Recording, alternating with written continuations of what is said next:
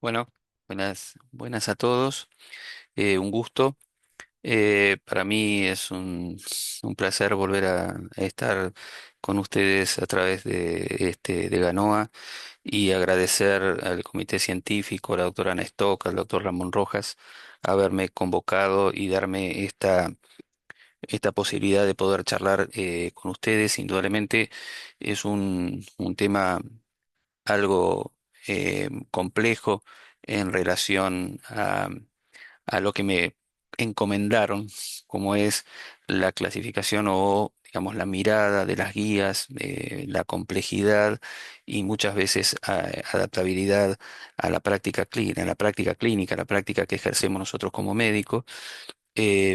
Probablemente podamos tener una charla extremadamente larga, pero sé que tengo poco tiempo para poder hablar.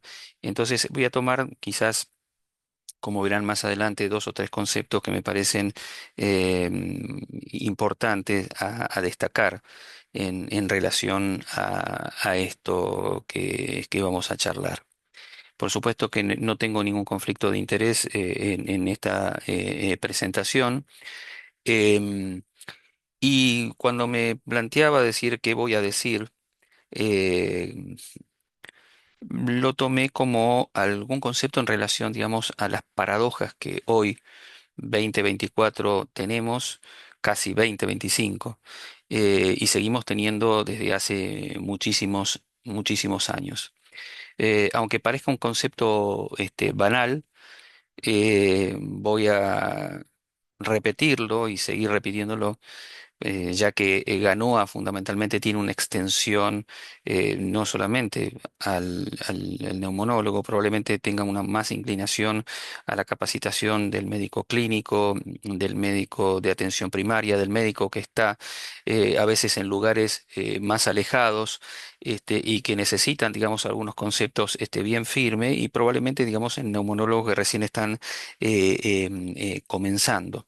Por eso me pareció traer esto como paradoja del 2024 en el manejo del asma, destacando que claramente está establecido que el asma es una enfermedad inflamatoria crónica y que esa variabilidad de la inflamación a través del tiempo se asocia claramente con un aumento de los síntomas, con la posibilidad de exacerbar o de tener crisis asmática, y que en relación a esto muchos pacientes todavía se mueren por este tipo de situación.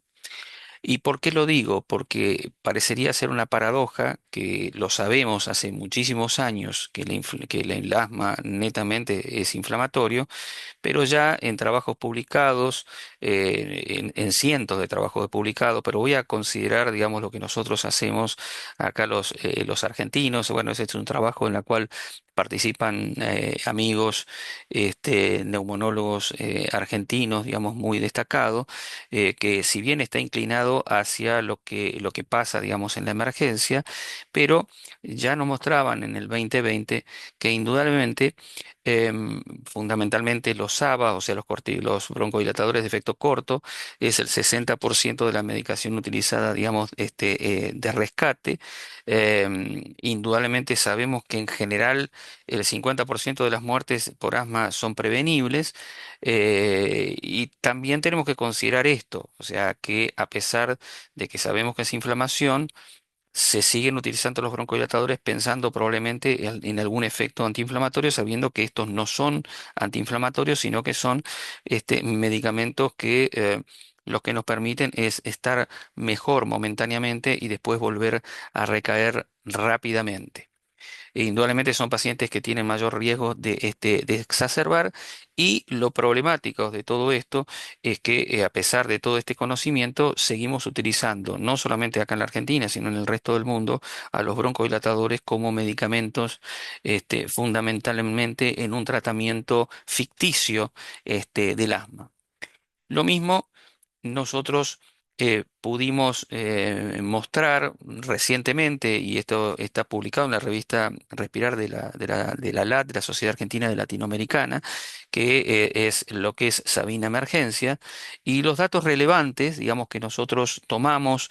em, fue considerar que el 90% de los pacientes que nosotros veíamos en la emergencia utilizaba también broncodilatadores como tratamiento y como rescate, y que solamente el 24% de los pacientes que venían reiteradamente, digamos, a la guardia, o sea, que venían con más de una consulta a la guardia, eran los únicos que utilizaban alguna medida como para prevenir o terapia, digamos, de mantenimiento continuo a base de corticoides inhalados, que es el gold standard en el tratamiento del asma.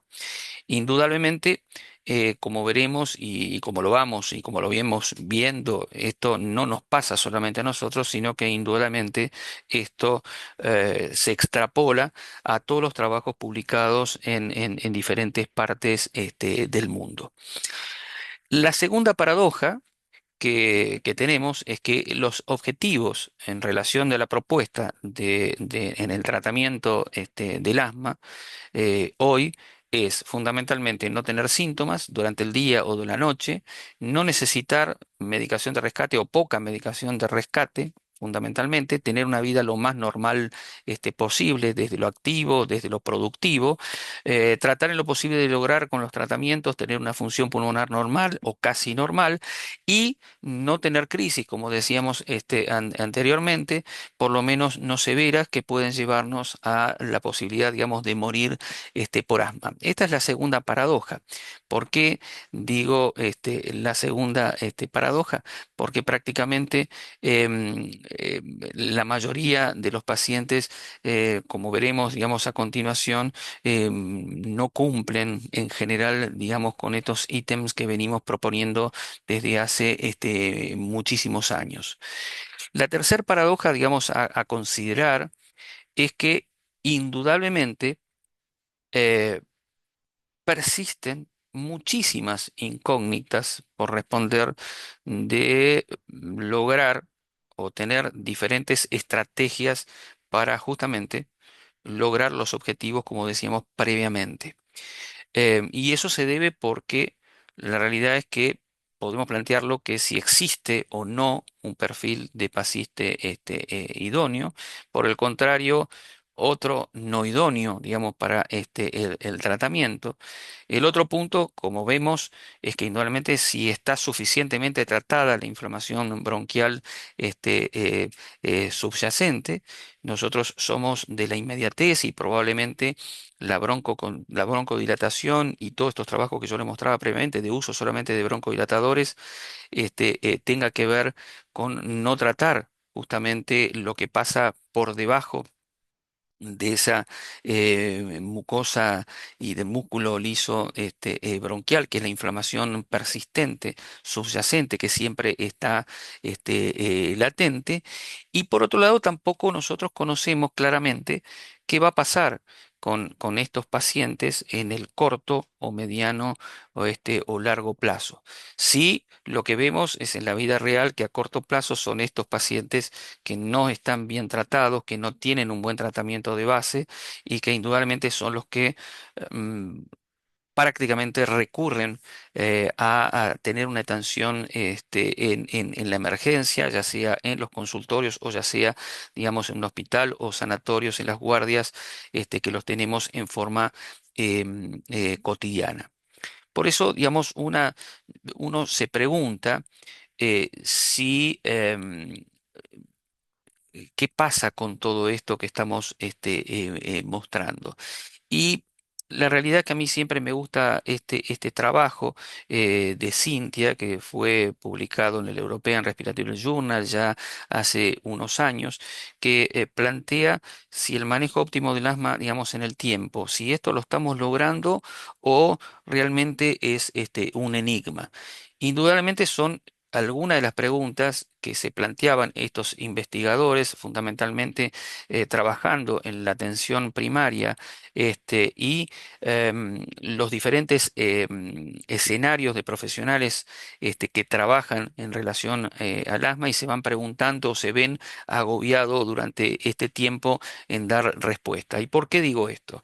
Porque la evidencia, y tenemos estudios de gran escala basados en población, confirma claramente que a pesar del conocimiento que es cada vez mayor en relación a la enfermedad, la abundancia de la investigación en el campo clínico y de la práctica, el asma sigue siendo indudablemente una carga no solamente económica, sino que de salud importante. El otro punto es que sabemos claramente que hay más de 300 millones de personas que viven con asma en todo el mundo y la realidad es que sigue existiendo una alta proporción de de estas personas que tienen o viven con un asma que se lo clasifican como un asma mal controlado. O sea, todos los datos estadísticos y epidemiológicos hoy en diferentes países del mundo y en diferentes regiones hablan de entre un porcentaje mayor, entre el 50, 70, 80, 90% de los pacientes que tienen asma no tienen un buen control de su asma. O sea, esto habla de que indudablemente muchas cosas no estamos bien, no estamos haciendo bien. Probablemente, como veremos, no dependa solamente, digamos, de nosotros como médico, pero nosotros tenemos la obligación de poder ajustar y de achicar, digamos, estos datos estadísticos. E indudablemente sabemos que esto lleva a que tenga un mayor impacto desde lo económico para las personas y también para el sistema sanitario.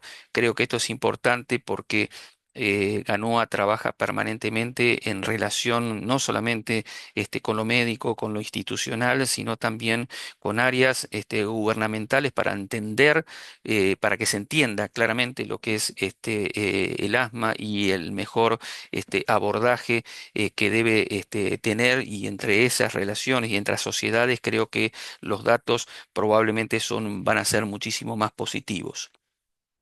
Y que la realidad es que todas estas iniciativas multifacéticas no logran en su totalidad abordar la problemática multifactorial este, asociados fundamentalmente a lo que pasa en la vida real, ya que la vida real trae problemas que abarcan exclusivamente, digamos, al paciente, a los médicos en sí o los diferentes profesionales sanitarios que intervienen, digamos, en esta cadena en relación al tratamiento y, por supuesto, el impacto en el sistema sanitario.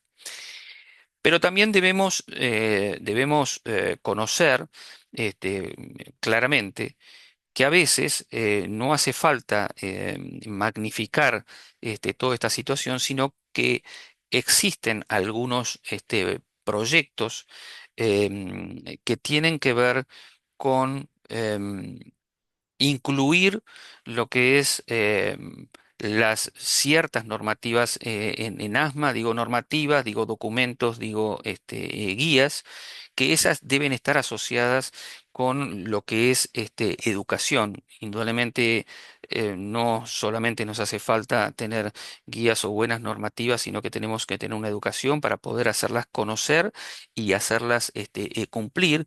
Y ya Vicente Plaza en el 2015 publicaba esta cohorte, digamos, de Prometheus, en la cual nos mostraba que indudablemente teniendo una guía o una normativa clara, digamos, del asma y utilizar algunas herramientas educativas concretas, simples y concretas, pero la importancia es que esto sea repetitivo, nosotros podíamos lograr que un mejor control en el asma, una mejor calidad en la vida del paciente e indudablemente esa simplificación en estas consideraciones llevan a que el programa o los programas de asma sean muchísimo más efectivos. Indudablemente, esto lo doy a modo de ejemplo, porque nosotros en nuestro grupo, en el Hospital Ramos Mejía de la Ciudad de Buenos Aires, en el programa de asma,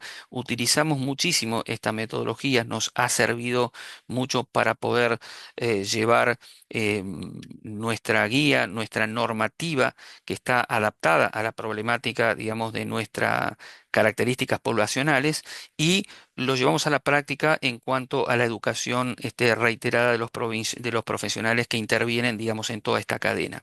Y nos dio realmente muy buenos resultados. Indudablemente existen otros estudios, como de Quebec, en Canadá, donde también los datos utilizadas, digamos, en lo que es en la educación en asma, nos lleva y nos permite fundamentalmente que los pacientes tengan un mejor conocimiento del asma, digo pacientes, digo profesionales de la salud, mejorar la adherencia a la medicación, disminuir las consultas a la emergencia, disminuir el número de tratamientos de antibióticos que se dan hoy por hoy en cualquier crisis asmática. Parecería que el antibiótico forma parte del tratamiento y no se llevan, por ejemplo, corticoides inhalados después de una crisis asmática, y el número también de corticoides sistémico utilizado y, por supuesto, mejor conocimiento de la técnica del inhalador y provisión fundamentalmente de un plan de acción.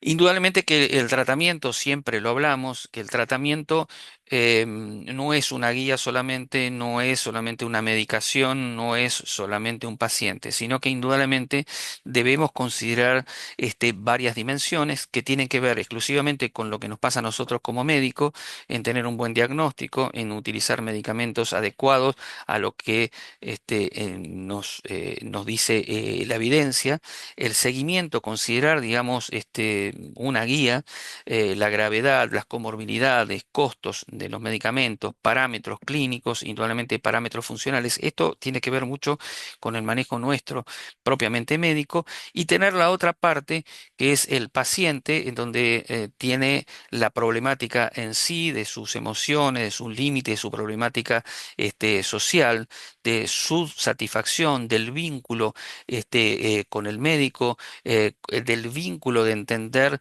digamos, qué es mejor para el tratamiento de su asma, el tener una vida normal, el tener un sueño este, eh, que le permita el descanso adecuado, poder trabajar, poder ir a la escuela, las interrelaciones. Indudablemente esto es bidireccional, o sea, debemos trabajar en forma conjunta de un lado y del otro en cuanto a las consideraciones y la educación por parte nuestra, y esto es un feedback que va y que vuelve y que nos permiten, digamos, tener mejor manejo en relación al asma. Esto es un poco a modo introductorio, quizás para hablar de dos o tres conceptos que me parecen importantes que uno se tiene que llevar, digamos, en esta charla de pocos minutos.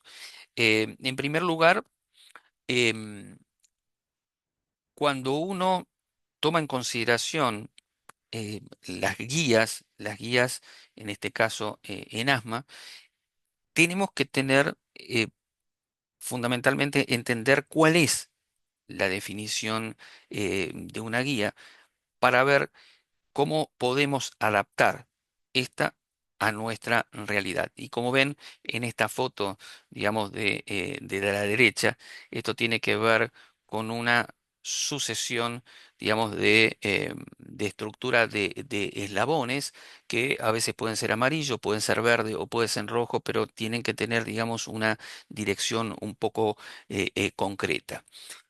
Las guías se definen claramente como el desarrollo sistemático de las recomendaciones, que ahora vamos a ver qué son recomendaciones, que tienen claramente como objetivo ayudar a nosotros, como médico en lo práctico, y al paciente en la toma de decisiones relacionadas con diferentes circunstancias específicas del cuidado de la salud. En este caso, tomamos en consideración claramente de lo que es el asma. Ahora bien, tenemos una dificultad.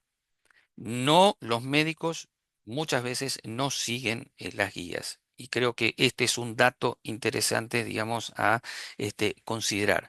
Y para poder eh, traerlo a la realidad, extrapolo la realidad con algunos trabajos que ya tienen unos cuantos años y que yo los tenía, digamos, en mi memoria y los volví a traer acá.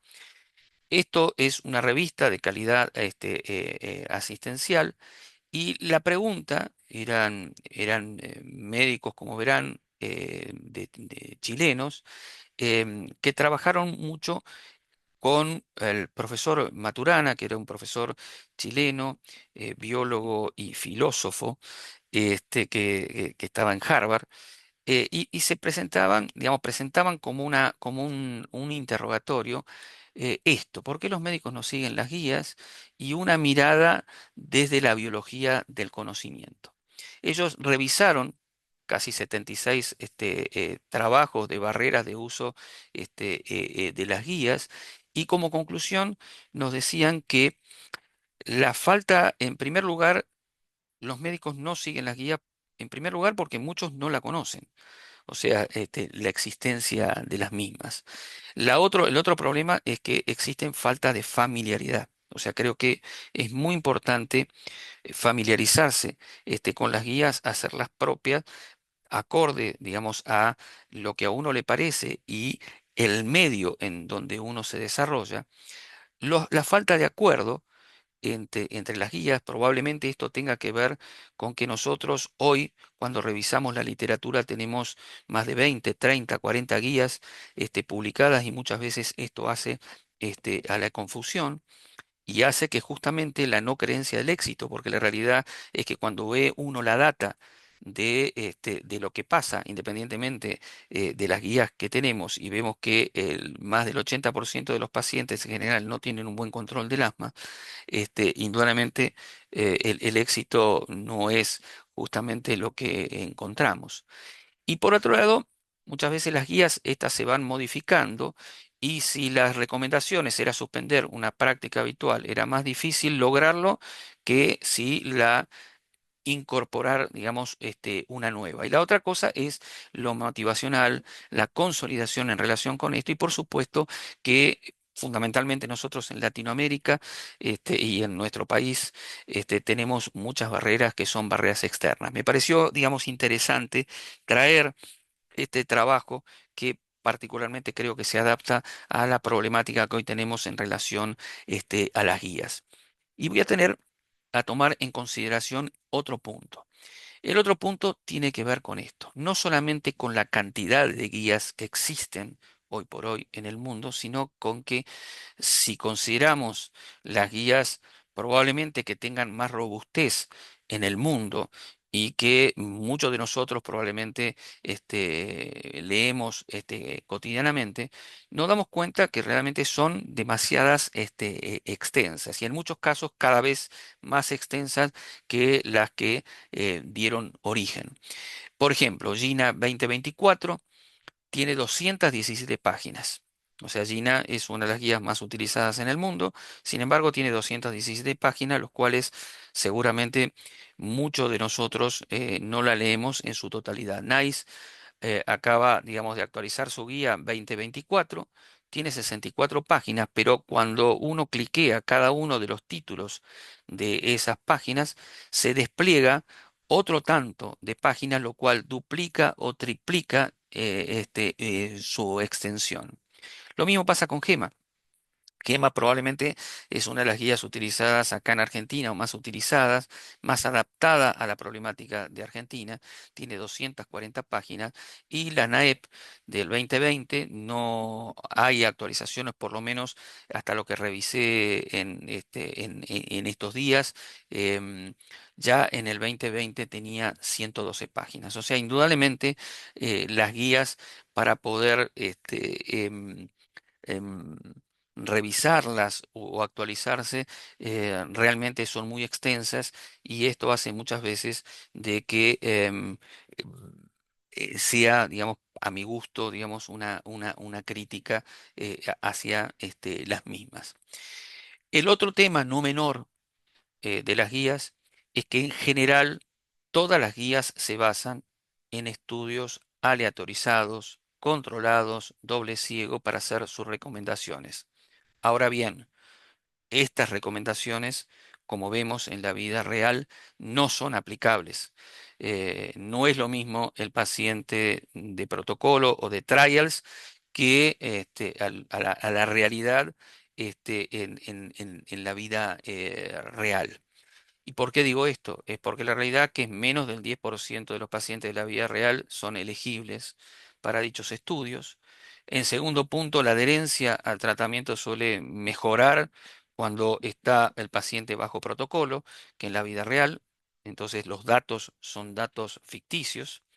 El tercer punto es que la respuesta muchas veces al tratamiento en un trials, por ejemplo, en lo que es función pulmonar, el FB1, puede no corresponder con la utilidad para nuestros pacientes. Por ejemplo, el mejor control del asma o mejor la calidad de vida.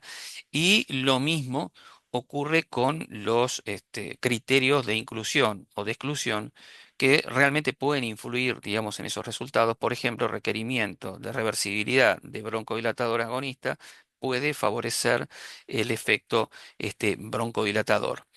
Y el quinto punto es que el resultado promedio de estos grupos tratados en los protocolos o en los trials no siempre predicen resultados de un individuo particular. Creo que esto es realmente muy interesante como para considerar en relación a las guías o a las normativas o documentos. Depende, digamos, la consideración o quien consideremos.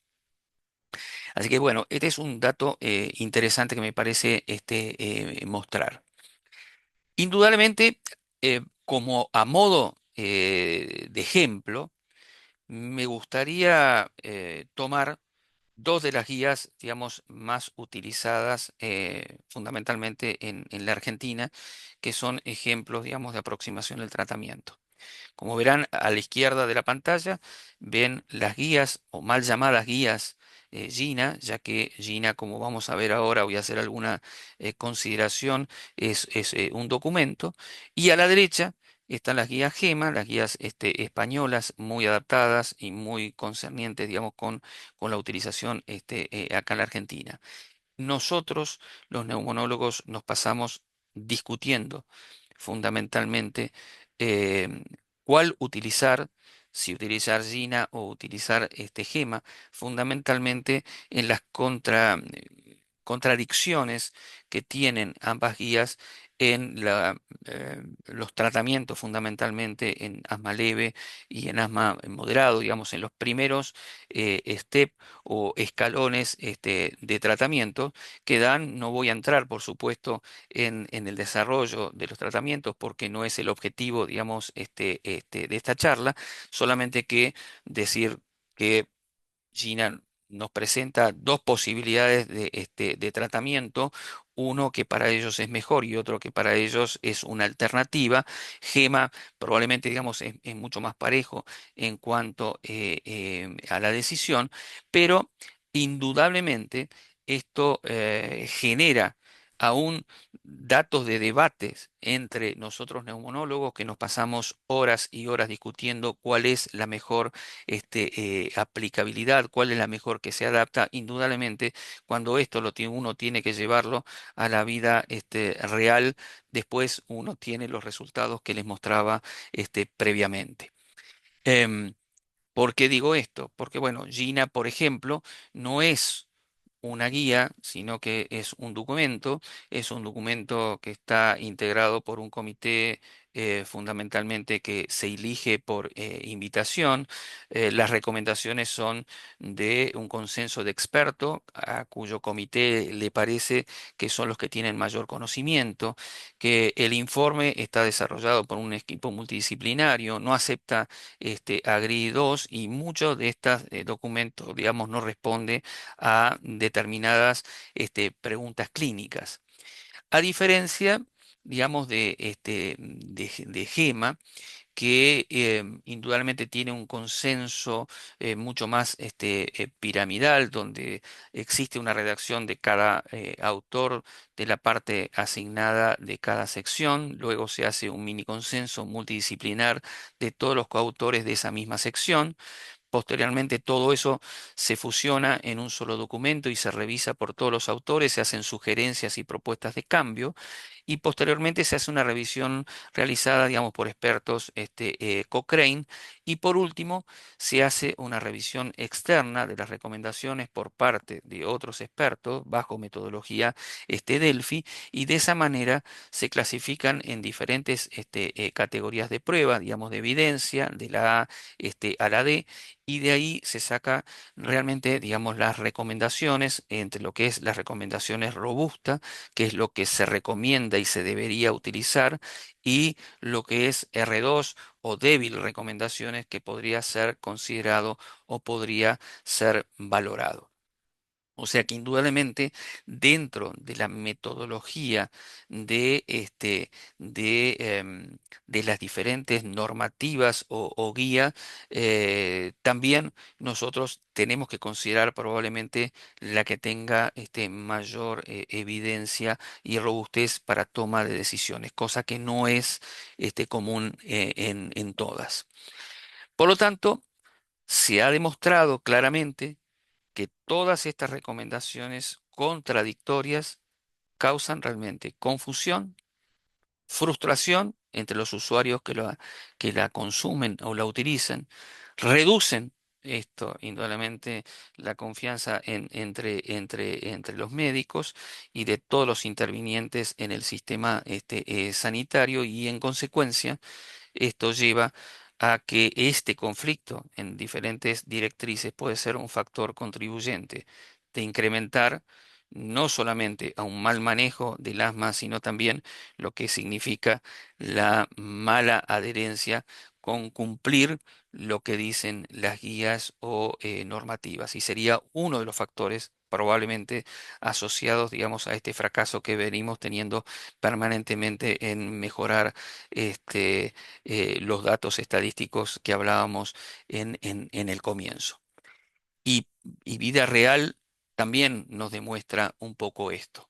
Vida real nos demuestra, como lo hizo en los trabajos o los análisis post-hoc de los Apparent 1 y 2, que son metodologías, digamos, de vida real, de entrevista, digamos, a médicos y a pacientes, fundamentalmente a médicos, no solamente neumonólogos, sino médicos que tienen experiencia en el manejo del asma, aún ser médicos de atención primaria o clínicos, pero que ven pacientes con asma semanalmente. Cuando se le preguntaba por las diferentes estrategias a uno y otro, veíamos que los pacientes, por ejemplo, que recibían dosis regulares de corticoides inhalados, em, las providencias, o sea, por ejemplo, la probabilidad de adherencia para los pacientes que tenían tratamiento a demanda, tanto con corticoides inhalados con LABA, fueron 32% más baja, aunque esa, por ejemplo, diferencia no fue significativamente demostrable. De cualquier manera, el impacto en ese número es interesante. Quiere decir que indudablemente hay una gran disociación en cuanto a la toma de decisiones en los tratamientos. La mismo pasó que el 10,3% de los médicos que prescribían corticoides inhalados y LABA, prácticamente con SABA, o sea, le agregaban un broncodilatador según fuera necesario al 60% de su paciente con asma moderado. Quiere decir que indudablemente se combinaban tratamientos que son tratamientos que probablemente no tengan evidencia. Esto es un poco la mala interpretación de las normativas o ciertas guías. Lo mismo pasaba que cuando se le recetaba la terapia MART, el 60,7% de los médicos además informaban recetar SABA adicional. O sea que indudablemente, eh, mientras que los pacientes decían que no eran 60%, sino que era el 80,5% de los pacientes informaban recibir MART más broncodilatador de efecto corto. Por supuesto que los pacientes, cuando el objetivo del tratamiento, priorizaban claramente la reducción, digamos, de los síntomas, casi el 60-84%, como la tos, la disnea, la opresión torácica, y también cuando se consultaba a los médicos, priorizaban la mejoría de los síntomas sobre lo que es exacerbación o las crisis moderadas. O sea que indudablemente lo que muestra Apparent que existe mucha confusión en cuanto a considerar los diversos aspectos en relación a la tratamiento, la visión del médico y también la visión de los pacientes en vida real. Y esto probablemente también sea consecuencia de una mala interpretación de las guías o las normativas. Como para ir terminando, porque el tiempo este, es corto, como reflexión y conclusión, lo que puedo decir es que la realidad es que en los últimos años se ha producido un gran aumento significativo en el número de guías o consensos elaborados que en particular se supone que la creciente utilización de metodología explícita y el desarrollo de guías basados en la evidencia han determinado claramente en una mejoría en la validez de las recomendaciones, que tenemos que tener una actitud cautelosa y crítica frente a las recomendaciones. No debemos aceptar el concepto de que para un tratamiento sea respetado es preciso que esté claramente incluido en una guía. Las guías no son libros de texto que resumen con ecuanimidad y certeza el papel, digamos, de los diferentes tratamientos. Por el contrario, debemos recordar que a la hora de evaluar la evidencia, la prioridad debe ser, por supuesto, las de mayor calidad metodológica. Esto tiene que ser basadas en estudios aleatorios, controlados, doble ciego o los metaanálisis de estos ensayos, por la cual los resultados son muchísimo más uniformes y con una baja probabilidad de sesgo. Y a pesar de esto, son muy largas, tanto las guías, y la realidad es que no suelen leerse en detalle. Y lo más importante que creo que dejar como un concepto, por lo menos en la experiencia nuestra, en nuestro programa de asma, que uno debe tomar una de las guías y adaptarlas fundamentalmente. Por supuesto, tomar las guías con mayor evidencia, em, y tratar de adaptarla a la necesidad del lugar, sea el lugar donde estamos, sea la población donde estamos, sea el hospital donde estamos. Eso es muy importante. Por supuesto que tenemos que adaptarla, pero tenemos que trabajar sobre la robustez, digamos, de la evidencia para poder aplicable. Siempre tener en cuenta que el asma no es una enfermedad simple, sino que es multicomponente y que el éxito del tratamiento no basta exclusivamente conseguir una normativa o una guía, y si existe una guía mejor o peor.